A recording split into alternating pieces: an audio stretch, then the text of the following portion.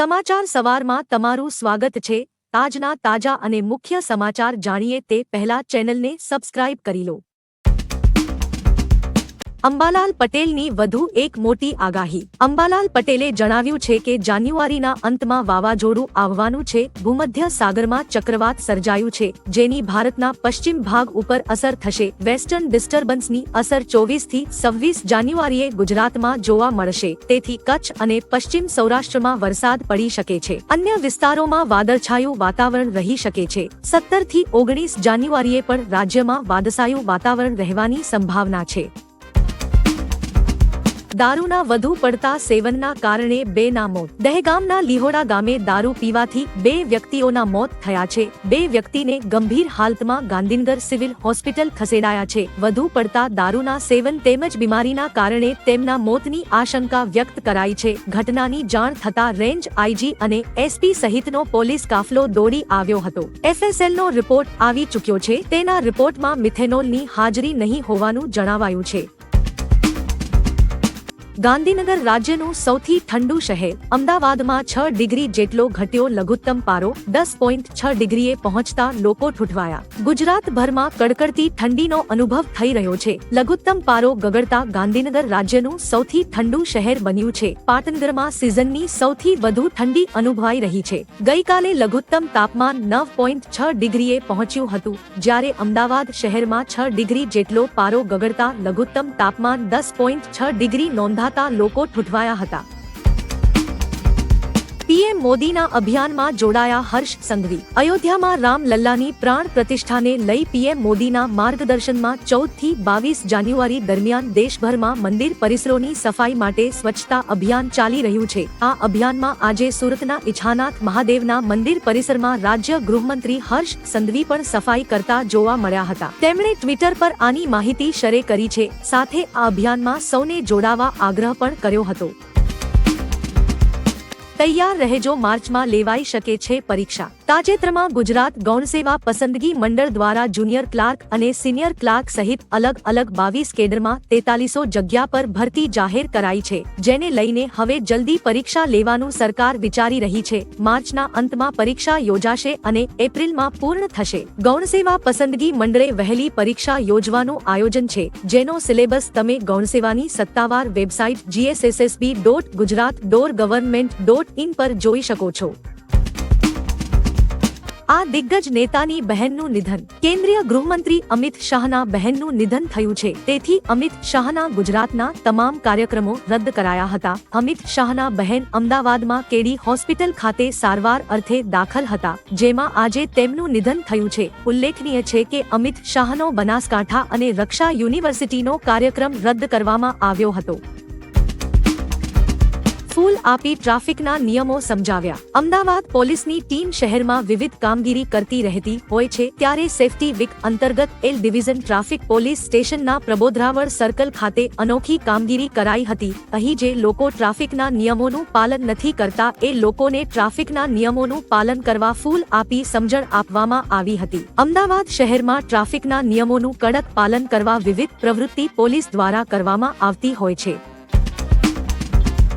Heart એટેકના કારણે વધુ 2 લોકોના મોત। રાજ્યમાં નાની ઉંમરે હાર્ટ એટેકના કારણે મોત થવાના કેસ બંધ થવાનું નામ નથી લઈ રહ્યા। બોટાદની ખાનગી હોસ્પિટલના મેડિકલ સ્ટોરમાં નોકરી કરતા 40 વર્ષીય નરેશભાઈને મોડી રાત્રે છાતીમાં દુખાવો થતા સારવાર માટે હોસ્પિટલ ખાતે ખસેડાયા હતા, જ્યાં ડોક્ટરે તેમને મૃત જાહેર કર્યા હતા। તેમજ રાજકોટના જેતપુરના પીઠડિયા ગામે 45 વર્ષીય મનીષાબેનને હાર્ટ એટેક આવતા મોત થયું છે। દિયોદરમાં બનાસ ડેરીના કાર્યક્રમ માટે પહોંચ્યા સીએમ ભૂપેન્દ્ર પટેલ। બનાસકાંઠાના દિયોદર ખાતે આજે બનાસ ડેરી અને બનાસ બેંકની વિવિધ પરિયોજનાઓ માટે ઉદ્ઘાટન અને શુભારંભ સમારોહ યોજાયો હતો, જેમાં સીએમ ભૂપેન્દ્ર પટેલ, વિધાનસભાના અધ્યક્ષ અને બનાસ ડેરીના ચેરમેન શંકરભાઈ ચૌધરી સાથે હાજર રહ્યા હતા। અહીં ખેડૂતો અને પશુપાલકોને સીએમના હસ્તે રૂપે કેસીસી કાર્ડ અપાયા હતા, સાથે બનાસ ડેરીની ઓર્ગેનિક પ્રોડક્ટ્સનું લોન્ચિંગ કરવામાં આવ્યું હતું। આગળ મહત્વના સમાચાર હજુ બાકી છે, તેની શરૂઆત પહેલા વિડીયોને લાઇક કરીને તમારો સહકાર આપો। પોલીસ દારૂના હપ્તા લે છે। ગાંધીનગરના લીહોડા ગામમાં ઝેરી દારૂ પીવાથી 2 લોકોના મોત થયા તેમજ અન્ય 3 લોકોને સારવાર અર્થે હોસ્પિટલમાં દાખલ કરાયા છે। ત્યારે સરપંચ માનસિંહ ઝાલાએ પોલીસ પર આક્ષેપ કરતા કહ્યું છે કે બીટ જમાદાર ખુલ્લેઆમ હપ્તા લેતા હોય છે। આ સાથે કહ્યું કે અનેક વખત રજૂઆત કરી છતાં કોઈ કાર્યવાહી થઈ નથી। આ સાથે વર્ષો વીત્યા છતાં બીટ જમાદારની બદલી પણ થઈ ન હોવાનું પણ સરપંચે જણાવ્યું છે। ખુલ્લેઆમ ધમધમતી દારૂની ભઠ્ઠીઓ। ગાંધીનગરના લીહોડામાં ઝેરી પીણું પીવાથી 2 લોકોના મોત બાદ તંત્ર સફાળું જાગ્યું હોય તેવું દેખાઈ રહ્યું છે। પોલીસ પણ એક્શન મોડમાં આવી છે અને બુટલેગરો પર તવાઈ બોલાવી છે। એક ખાનગી ચેનલના રિયાલિટી ચેકમાં લીહોડા નજીક આવેલા ગામમાં સાબરમતી નદીની મુલાકાત કરતા ત્યાં પણ દેશી દારૂની ભઠ્ઠીઓ ધમધમતી હતી। હાલ પણ દારૂની ભઠ્ઠીઓની આગળ સામાન જોવા મળ્યો હતો। ઝેરી પીણામાં ઉપયોગમાં લેવાતા પદાર્થ નજરે પડ્યા હતા। 8 વર્ષની બાળકીને 5 શ્વાને કરડી ખાધી। રાજ્યમાં ફરીવાર રખડતા શ્વાનનો આતંક જોવા મળ્યો છે। અમદાવાદના બાવળા તાલુકાના રૂપાલ ગામમાં 8 વર્ષની બાળકી ઉપર 5 જેટલા શ્વાને હુમલો કરીને બાળકીને ફાડી ખાધી હતી। ગંભીર રીતે ઈજાગ્રસ્ત બાળકીને સારવાર અર્થે અમદાવાદની સિવિલ હોસ્પિટલમાં ખસેડવામાં આવી છે। બાળકો ઉપર શ્વાનના હુમલાની ઘટનાથી સમગ્ર પંથકમાં ડરનો માહોલ છવાયો છે જ્યારે બાળકોના વાલીઓ ચિંતિત બન્યા છે। લીહોડા દારૂ બનાવ અંગે 5 લોકોની અટકાયત। ગાંધીનગરના લીહોડા ગામમાં કાનજી ઉમેદસિંહ અને વિક્રમસિંહ રંગતસિંહનું ભૂખ્યા પેટે દારૂ પીવાથી મોત થયું હતું જેની માહિતી એસપી રવિ તેજાએ આપી હતી। જેમાં પ્રતાપસિંહ નામના બુટલેગર પાસેથી મૃતકોએ દારૂ પીધો હોવાનો ખુલાસો થયો છે। લઠ્ઠાકાંડની આશંકાએ પોલીસે 10 ટીમો બનાવીને ગામમાં તપાસ કરી હતી અને પોલીસે 4 ગુના દાખલ કરીને 5 આરોપીની અટકાયત કરી છે। લંડનથી આવેલા 700 મુસાફરો અટવાયા। લંડનથી ગુજરાત આવતા 700 મુસાફરો દિલ્હી એરપોર્ટ પર અટવાયા હતા। કનેક્ટિંગ ફ્લાઇટને લઈ સમસ્યા સર્જાવાના કારણે મુસાફરો બપોર સુધી અટવાઈ રહેતા રોષે ભરાયા હતા અને એરપોર્ટ પર હોબાળો કર્યો હતો। એર ઇન્ડિયાની ફ્લાઇટ મારફતે રાત્રિના 3 વાગ્યો મુસાફરો દિલ્હી એરપોર્ટ પર ઉતર્યા હતા। બાદમાં યાત્રીઓને બીજા દિવસ બપોર સુધી અન્ય કોઈ ફ્લાઇટમાં ગુજરાત નહીં પહોંચાડવામાં આવતા રોષ ફેલાયો હતો।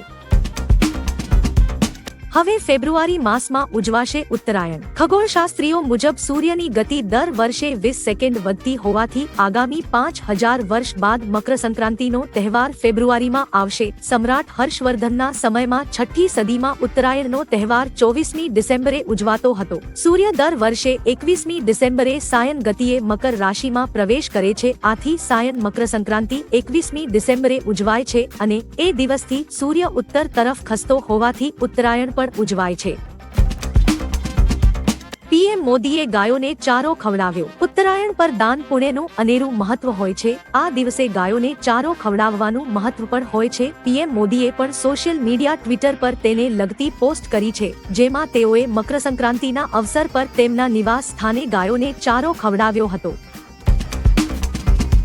MS ધોનીને પ્રાણ પ્રતિષ્ઠા માટે આમંત્રણ મળ્યું। MS ધોનીને રામ મંદિર પ્રાણ પ્રતિષ્ઠા સમારોહ માટે આમંત્રણ મળ્યું છે। ઝારખંડ ભાજપના અધિકારીઓએ ધોનીને આમંત્રણ પત્ર સોંપ્યું હતું। બીજેપીના Ranchi district metropolitan general secretary Varun કુમારે કહ્યું કે રાજ્યના બીજેપીના સંગઠન મંત્રી કર્મવીરસિંહે માહીને આમંત્રણ આપ્યું છે। તેમને 22 જાન્યુઆરીએ અયોધ્યામાં આયોજિત શ્રી રામ મંદિરના પ્રાણ પ્રતિષ્ઠા સમારોહમાં આવવા માટે આગ્રહ કરવામાં આવ્યો। 15 માર્ચ સુધી ભારત પોતાની સેના હટાવે। ચીનના 5 દિવસના પ્રવાસેથી આવ્યાના બીજી દિવસે જે માલદીવના નવા ચૂંટાયેલા પ્રમુખ મોહમ્મદ મુઇઝુએ કર્યું કે 15 માર્ચ સુધી માલદીવમાંથી ભારત પોતાની સેના હટાવે। ગઈકાલે તેમને નિવેદન આપ્યું હતું કે અમે ભલે નાનો દેશ હોઈએ પરંતુ કોઈને ધમકાવવાનો કે ડરાવવાનું કોઈ પાસે લાયસન્સ નથી। આ નિવેદન આપતી વખતે તેમને કોઈનું નામ નહોતું લીધું પરંતુ તેમનો સંકેત આડકતરી રીતે ભારત તરફ હતો।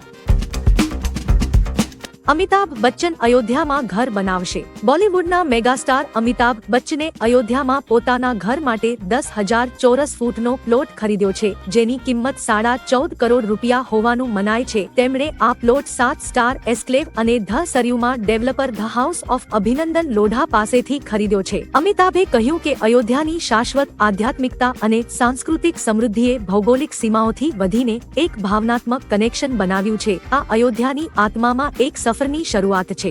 વિડિયો નિહાળવા બદલ આભાર. આવતીકાલે ફરી મળીશું સવારે 6 વાગ્યે એકદમ નવા અને તાજા સમાચાર સાથે. Good bye.